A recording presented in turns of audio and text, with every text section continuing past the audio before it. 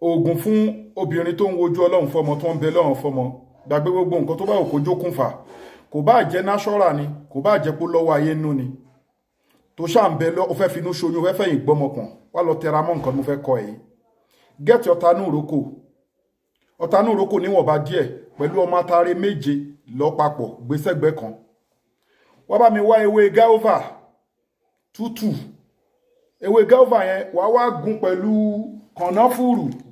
pẹ̀lú kànáfùrù pẹ̀lú clove ewé gáóvà wàá gún pẹ̀lú kànáfùrù pẹ̀lú clove wàá kó sẹ́gbẹ́ kan wàá sa sínú tírè wàá gbé síbi bòjì tó bá ti gbẹ wàá wá kú ádàbí èlùbọ́ wàá wá mix ọ̀tánú ìrókò tó ti lọ ọmọ atare méje mọ́ yẹn wàá wá mix ẹ̀ papọ̀ pẹ̀lú ẹ̀ máa fomi tó lọ́wọ́ rọ̀lú àbí kó máa fi mu ẹ̀kọ́ gbogbo nǹkan tó bá òkú wọn gbé sínú wúńbù ó mọ̀ kó máa ń gbé nǹkan sínú wúńbù obìnrin tí ò kí ń jẹ́ kó conceive ó mọ̀ bẹ́ẹ̀ àwọn oríṣiríṣi ìpèníjà tó bá òkú máa fèsì tí ò jẹ́ kó lóyún lọ máa tẹra mọ́ kínní ìwọ tó bá lágbára láti lè ṣe wàhálà láti dààmú gbìyànjú kó gẹ́ẹ̀tì caterpillar wa yìí ó ti rí fọ́tò tó wà lára rẹ̀ fún tọkọtìyàwó tó ń wojú ọlọ́run fọ́mọ àbóbìnrin tó ń wojú ọlọ́run fọ́mọ ẹ gẹ́ẹ̀tì caterpillar 20,000 ní promo ẹ̀ bákan náà ti sọ̀rọ̀ ti fibroid sẹ́yìn wọ́n máa ń fi fibroid wọ́n máa fi ń dààmú èèyàn tó bá lọ́wọ́ ayé inú àbí ó jẹ́ natural àbí spiritual fibroid nǹkan tó máa lò léléyìí bulldozer melt fibroid 50,000 naira léléyìí ó lọ́wọ́ ayé inú ó lẹ́sẹ̀ ayé inú lórí fibroid nǹkan tó lò ní bulldozer melt fibroid